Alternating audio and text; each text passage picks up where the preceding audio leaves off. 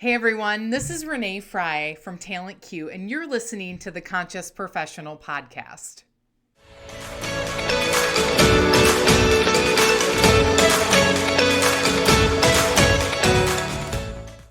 More people than ever want to be happy in their career and personal life, but they're going about it all wrong.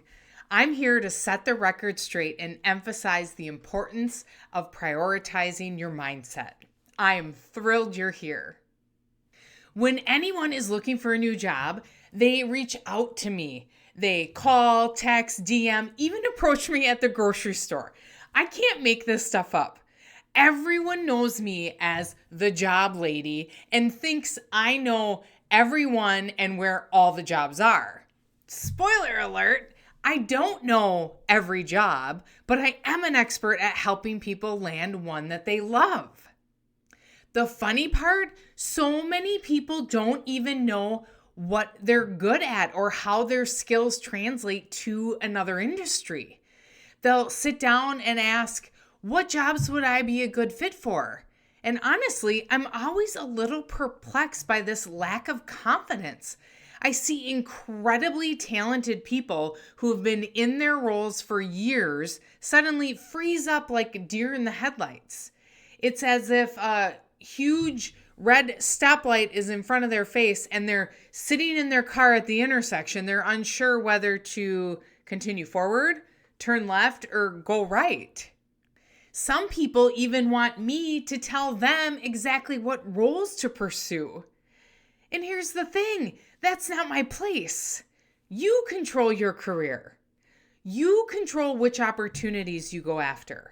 Now, can I help you position your skills, refine your resume, and build a strategy? Absolutely. But ultimately, you are in the driver's seat. Here's the issue. Often in our careers, we forget this.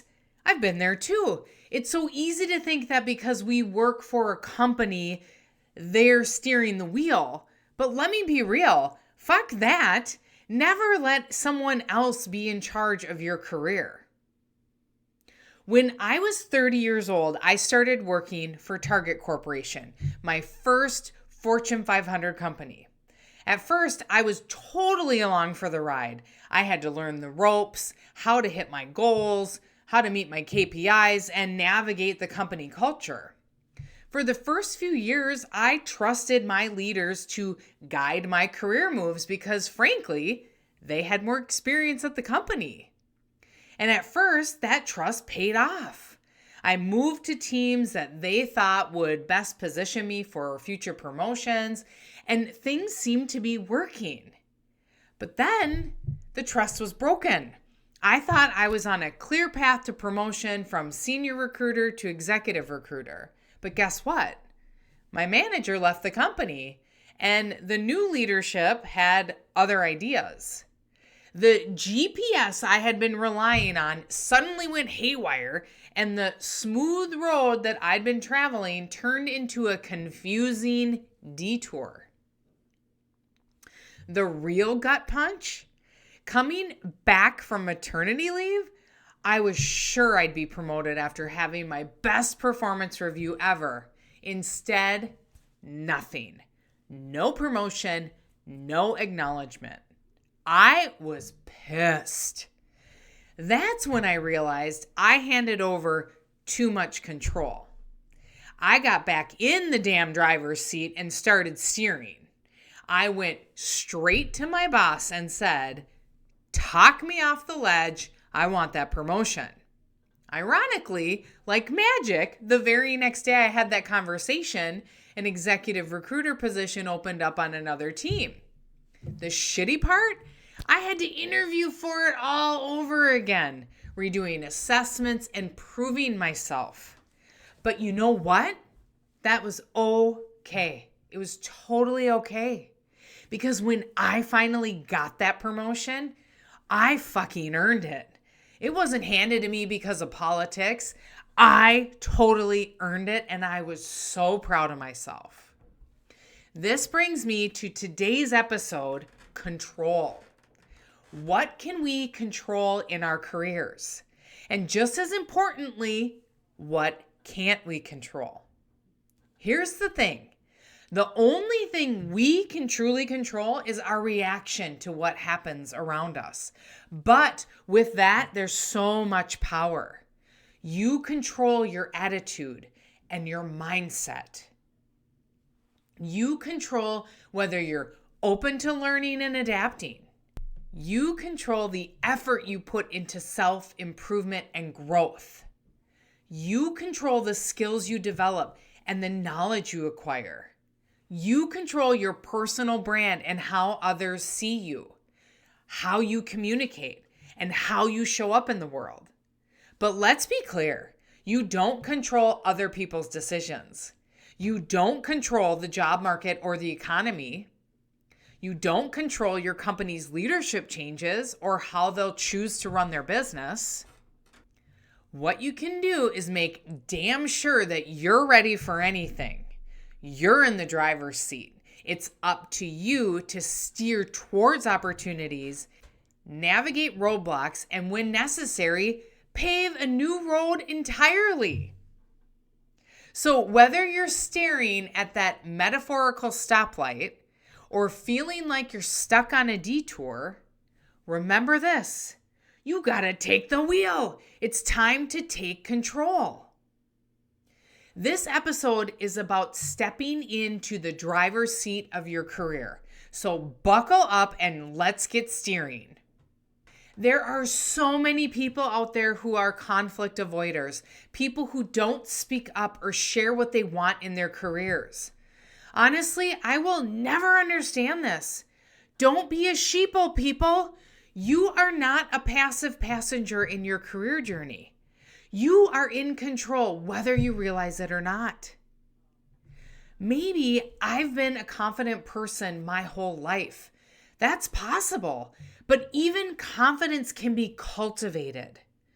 All you need to start with, if you don't have confidence yet, is a little bit of courage. Courage to speak up in a meeting, to advocate for a project you're passionate about, or to send that email you've been second guessing. Over time, confidence follows courage. It grows every time you push yourself just a little further out of your comfort zone. That's why courage is such a game changer. What I know for sure is this. I've always been my biggest advocate, and that started with courage too. And you know what?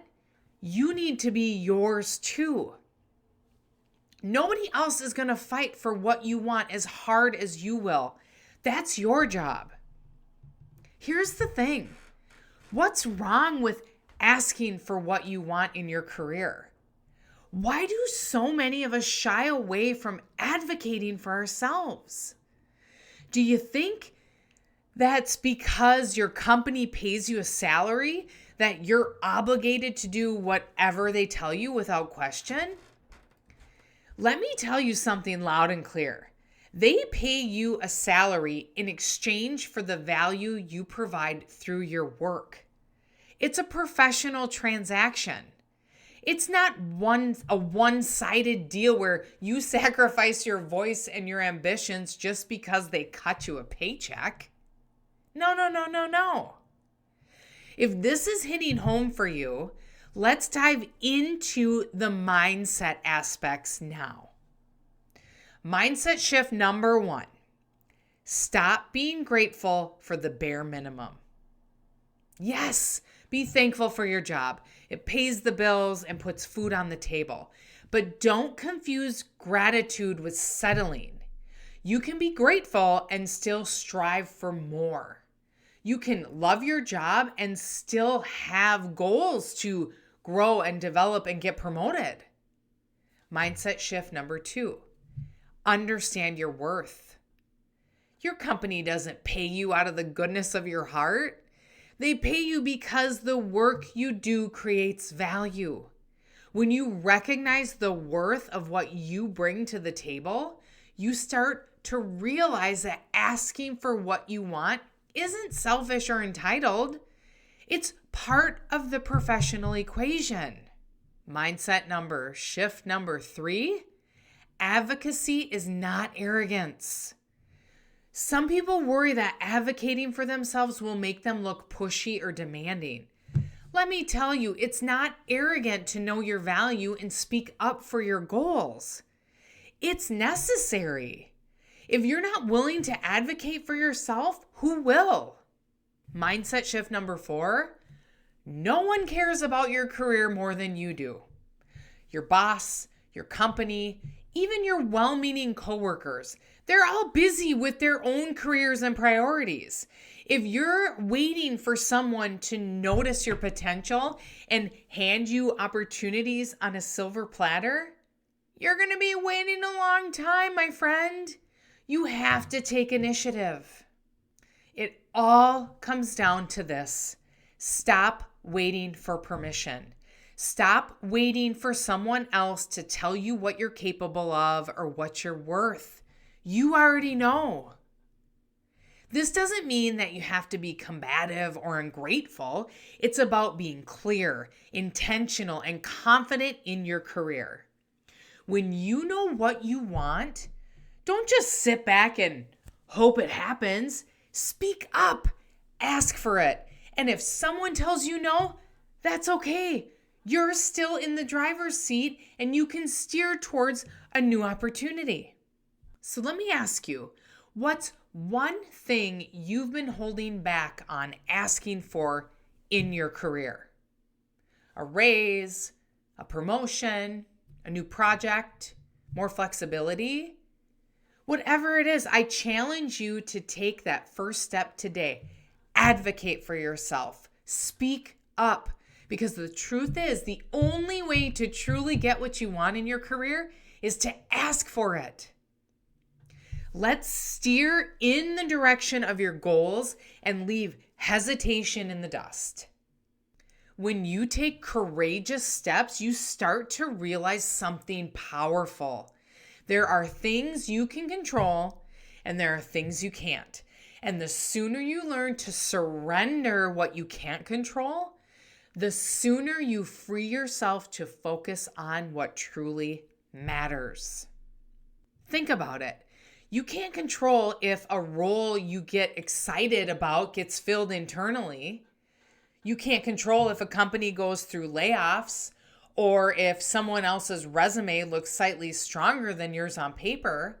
But what you can control is how you respond to those situations. By surrendering the need to control outcomes, you create space for new opportunities to flow your way. One of the biggest benefits of letting go of what you can't control is the ability to stay open to new roles, to new industries, and new possibilities that you might not have considered before. So often we box ourselves into thinking, I can only do this type of work. But when you let go of that rigidity, you can see how your skills can translate in ways you never imagined. Being open doesn't mean settling. It means expanding your vision to what is possible. Another huge benefit of surrendering control allows you to shift your energy towards what you can influence, like building and nurturing your network. Networking isn't just about finding the next job. It's about staying connected, learning from others, and keeping your opportunities alive. When you focus on fostering relationships and having meaningful conversations, doors you didn't even know existed can open. You're no longer forcing outcomes. You're creating the conditions for success. And you know, if you've been following me, I'm a recovering control freak, and that's why I have the word surrender tattooed right on my forearm. So let me ask you, what are you holding on to that's outside of your control? Where can you release, surrender, and refocus on what's in your power? Because when you stop gripping so tightly to outcomes you can't dictate, you give yourself permission to grow, evolve, and thrive. If this is resonating with you and you're ready to release what's holding you back, I invite you to join my 5-day mindset detox challenge. Together, we'll uncover those limiting beliefs, reframe negative thoughts, and create space for growth and transformation. This challenge is entirely free. It comes with a follow along guide, and the link to join will be in the show notes of this episode. And speaking of milestones and transformation, I have some really exciting news to share. To celebrate the 50th episode of the Conscious Professional podcast, I'll be hosting the next episode live on December 17th at 12 p.m. Central Time. I'd love for all of you to join me to celebrate this incredible milestone together. So mark your calendars and check the show notes of this episode for the link to attend. No registration required. So the key points from today's episode are: take control of your career by being your biggest advocate. Courage is the first step towards building confidence.